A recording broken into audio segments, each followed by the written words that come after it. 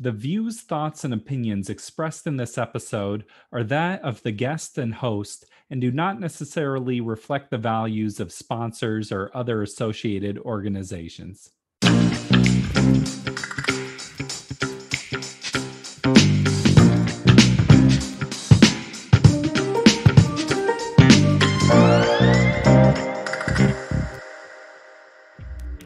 Welcome to the Parental Compass presented by Family Education and Support Services. I am your host, Bobby Williams. Be sure to subscribe to us on Apple and Spotify. Just hit the subscribe button and you'll get notified every week when we're dropping a new episode. Exciting news! We have a new sponsor who has joined the team, Rocco Turpin from State Farm. You know, I used to have insurance through one of those big insurance companies, and I always just felt like a number to them. Something would go wrong, and it's like, call the line, press 3, hold. You know, it just didn't feel like they cared that much. And so I switched to Rocco, and what I appreciate about that is that I know I can get a real person on the phone. I'm not just one of millions there. I can actually talk to Rocco, and if something comes up, he's there. So I encourage you to look him up, myagentrocco.com, or just give him a call. His number is 360-943-9121. Hit him up. All right, let's talk. When you're a teenager, that's the time where you're discovering who you are. For a lot of teenagers, that might mean exploring your sexuality or your gender identity. And for parents, that sometimes can be uncomfortable. They're not quite sure how to be supportive. They don't know what to do. Well, here to talk with me today is Sanchez. Is an incredible comedian and works for the organization Pizza Clutch. Pizza Clutch hosts support groups for LGBTQ plus youth at high schools during lunchtime, and they bring pizza. They're doing amazing work. So let's go ahead and sink our teeth into this conversation.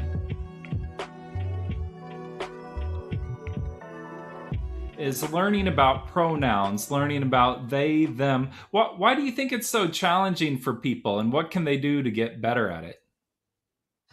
That's a really good question. I think the biggest barrier for most people, especially if they have a prior relationship with somebody, and maybe somebody might change their pronouns, during the course of that relationship. I think the problem is accepting that person is not the gender identity that you knew them to be or are comfortable with them being, whatever that is, depending on your views on that. But particularly like for gender variant folks, like non-binary folks and folks outside of the binary male and female, some people can't wrap their head around that. Some, particularly like, cisgender folks, they don't know what that's like to struggle finding that identity. So it doesn't make sense to them. So therefore it doesn't seem real. It's outside of your scope of reference. If you just think of male, female, it's like, well, how are you supposed to know that if you haven't experienced that? For example, like I think my parents struggle with this. And I think as an AFAB person, meaning I was assigned female at birth, like I'm the youngest of 6. So they always think I'm the youngest little girl. I'm the daughter, my parents' youngest daughter in their mind. And they've had a really hard time thinking of me as non-binary. I think one, because they're not sure that it's something they're super unfamiliar with. So for that reason, they think it's like new and weird and possibly made up. And also they think of me as their daughter. So they struggle with they, them a lot. And so I try and tell them, like, if you think of me as a non-binary person, it'll be easier for you to use a non-gendered term like they, them, that you would use for a person whose gender you don't know. then if you're thinking me as your daughter, you're going to always say she, her. Yeah. What about when you mess up or you use the wrong pronouns for someone? Is there an appropriate way to recover or bounce back or something to avoid and not do? What do you do when you mess up? I think you can do a couple things. Like the best thing to do is to just correct yourself and keep Mm-hmm. speaking. That's like the best situation. I know there's for a lot of folks there's going to be probably you're going to want to say you're sorry. Yeah. Because you want that person to know that you messed up. Mm-hmm. So as a person that gets misgendered a lot, I always appreciate the just the correction, because the apology, it kind of can put you in a weird place, especially if the person apologizes and then pauses, because it's kind of like they're waiting for you to go, oh, it's okay. Yeah. And making someone have to say that when it really isn't okay, and that's not, and we're talking about impact versus intention there. So I Mm-hmm. understand your intent is not to make someone feel bad, but the impact is it does make them feel erased. So just like recognize that impact, right? And Yeah. not like, and if you make the person say it's okay, you're making them erase that And you're feeling. kind of making it about you in a way then. It's not about the mistake. It's about like make me feel a little better for messing up here. Yeah, totally. So I think the best thing, I mean, you can say sorry. Some people feel like they need to do that. Just do it quickly. Just, do a sorry, I guess. But I wouldn't make that a common practice. I would just correct myself, or if someone corrects you. So if you don't even get to correct yourself, maybe if a person corrects you, just say thank you. Mm-hmm. Don't even say sorry, say thank you, because that will make someone feel great. I think for the most part, I can't speak for everyone, obviously, but The world seems so different than when we were in middle school or yeah. so. A lot of young people are more comfortable exploring their gender, their sexuality. And for some parents, it can be an intimidating thing. How can they check their biases a little or get better about that? Because you have your inherent biases and you want to work on yourself and get better, at least presumably. Are there any first steps? My suggestion, I guess, would be you want to remember that your children, let's say if you're talking specifically about your children, Hmm. that they're like autonomous human beings, right? So they're not, so a lot of people feel like they're an extension of you. And I mean, there's truth and not truth to that, I guess, but it's important to think of people as individuals. So Yeah. obviously, an individual person is going to know their identity. So something I really don't like that we need to get out of our zeitgeist in general is when someone comes out and another person goes, "Oh, I knew you were Mhm. gay this whole time." And sometimes parents do that, and some people find that comforting, and it's a joke we pass around. But I don't, there's no way you know a person more than they know themselves. So, like, yeah, you can say, I assumed you might be gay this whole time, um, because it seemed like there was something you wanted to say. But, we also can't determine people are gay based on like likes and dislikes and Yeah. what they wear or whatever. So it's safe to just not be making those assumptions about people, and let people tell you who they are, because they literally know there's no way that you can read their mind. So just keep that in mind, that you know you shouldn't decide this is a phase. You shouldn't decide this is they want attention or something like that. um, there's nothing toxic or bad about someone exploring Mm. gender or exploring sexuality.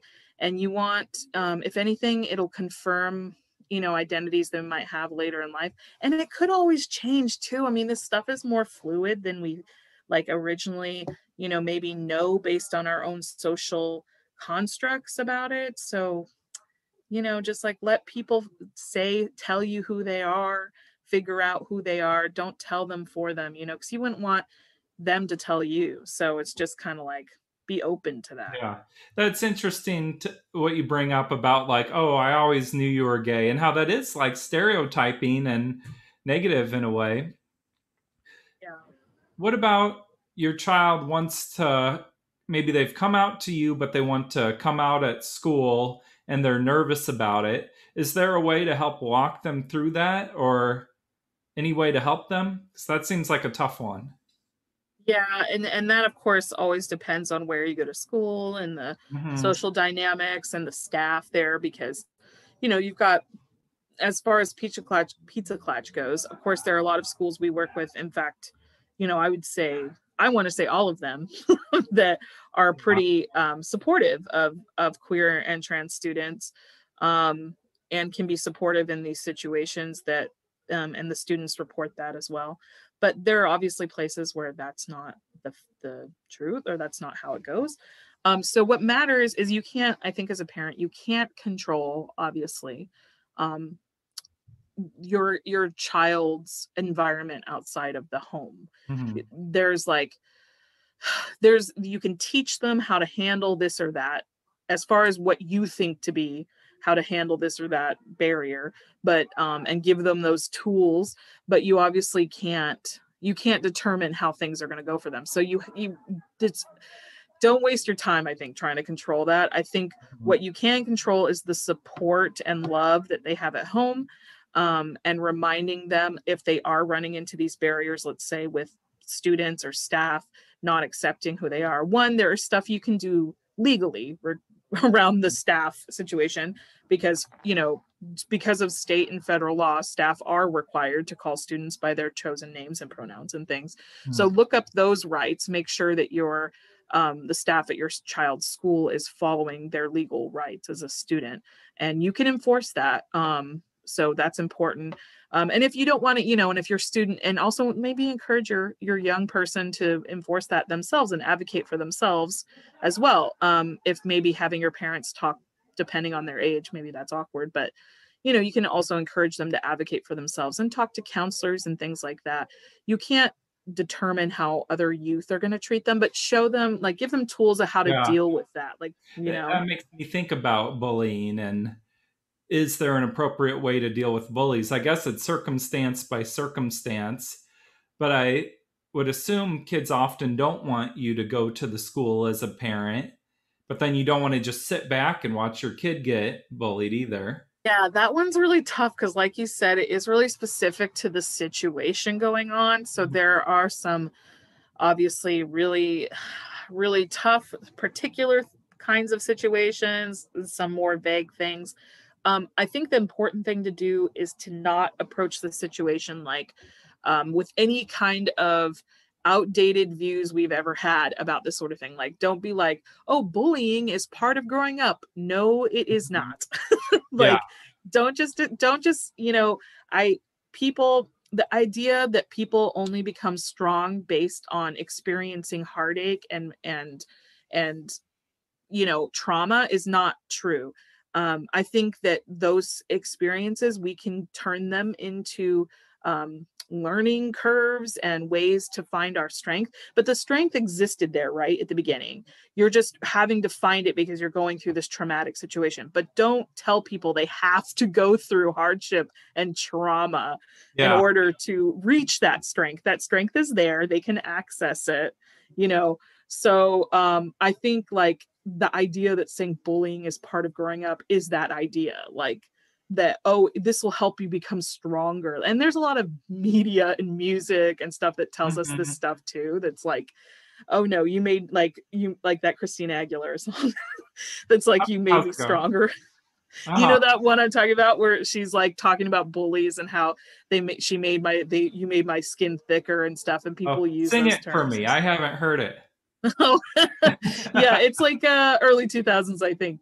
Well, we've talked before too about it's important to take your children to pride events, even if, they don't identify outside of just being straight. Why is it important to take them to pride events? I think it's important to show your family and the kids that, I mean, to think about, it's important when you think about, you're having kids, right? You're bringing kids into the world, whether they're biological or not. Like, you are teaching people how to live in the world, like how to treat other Mhm. people.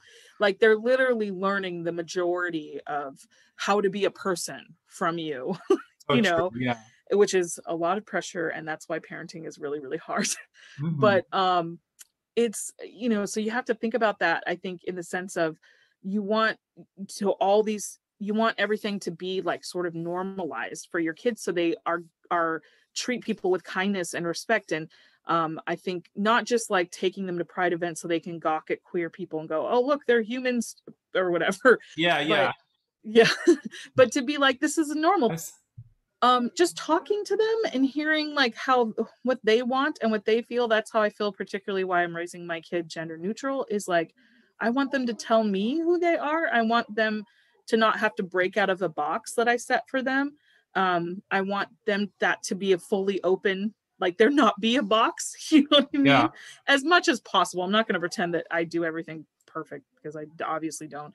But as much as possible as I can, I want them to be able to tell me what they like, who they are, and not decide for them as much as I can.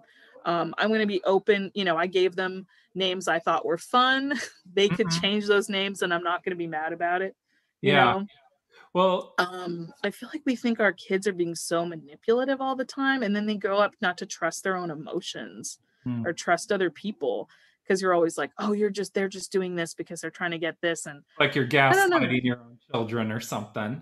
Yeah, and I just think there's things that we do that we don't realize are abusive patterns, and we have to try and avoid them as much as we can, and we have to make sure that even in like my home, like, I'm mixed, my dad's Mexican, and my dad's Mexican immigrant, and my mom is a white lady, and my partner's white, so our kid is mixed as well. But I want to have all these conversations, particularly like, it's a weird situation because like my kid, even though they're, I guess, mostly European by ethnicity, look brown. So they're not going to have the white privilege that their dad has. So like, what's that conversation look like? You seem like someone who really knows yourself. You're an advocate. It probably took some work to get to that place, I'd imagine. Were there things that happened along your path that really helped you, or like a specific moment you remember or anything? I think it's really the thing I try to remember all the time is to never, I feel this way about comedy. So I try to feel this way about things in life, which is like, never think that you've learned all of it, right? Like you should be learning all the time. And because things change all the time, like language changes all the time, it's really important to think about how most of the stuff we know to be facts and true. And I'm not talking about that the earth is round or something that's like scientific, but I mean like social constructs, like the idea of male and female as more than just, whatever the sex, definition was at one point, which is really just people trying to figure out how can we decipher this thing is this and this thing is this. And if you break it down to, it's all just like sort of made up, language is made up. So why do we correct people's grammar? Because it's all made up. I know that's like far, but. Thank you so much for taking the time to talk today. How can people keep up with your comedy and learn more about Pizza Klatch? Oh, yeah. So you can always go to our website for Pizza Klatch. So that's Pizza Klatch. It's pizza like the food. Klatch is a Yiddish word for like a get together. So it's like KLATCH.org. And if you want to check out any of my my comedy stuff, you can go to, I also have social media under L Sanchez. So it's like LEL Sanchez. My website is under my birth name. My website is aliciasanchez.com. It's ELICIA, but I go by L. So if we do see me ever in person, you can call me L. And you can find my calendar and stuff on there. I've been mostly doing like nonprofit events on Zoom, but I'm just now starting to get into some outdoor comedy shows again. We'll see how that goes. Time to get back to the live shows. All right, time to get back to the like horrible panic-driven anxiety of being around people, which is great. And I don't want to downplay the horribleness that has been the last year. But yeah, my anxiety is not super stoked to be in crowds again, but it's for the best. Well, thank you again for being here. Yeah, thanks for having me.